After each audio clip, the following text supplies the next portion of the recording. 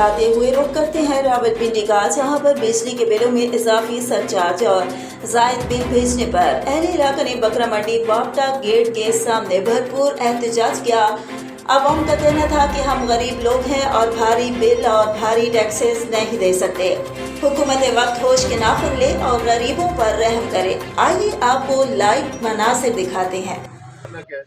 ये पाकिस्तानी हुकूमत ने आपके ऊपर सारा ये टैक्स लगाया है और टैक्स इसीलिए लगाया है कि ये चोर हुकूमत है। ये हमेशा खा पी के तो ये सारा कुछ आवाम पे बोझ डालती है।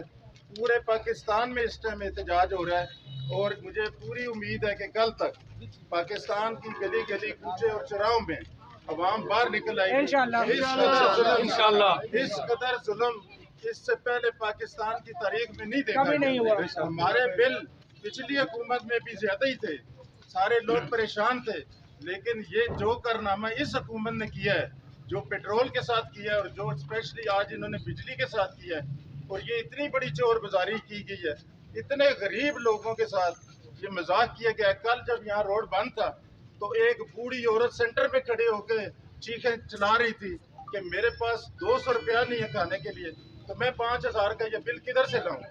इसी तरह पाकिस्तान का हर अमीर आदमी भी ये हक रखता है। अगर किसी के पास अरबों रुपया भी है तो अगर उसका बिल इस तरह भेजा जाएगा कि बगैर किसी बात के आपका बिल अगर 30,000 है तो 15,000 का टैक्स लगाया जा रहा है। अब जिसकी आमदनी ही 30,000 है, मुझे ये बताएं वो 45,000 बिल नहीं लाएगा, वो खुदकशी करेगा या आपको मारेगा या वो सड़कों पे आएगा।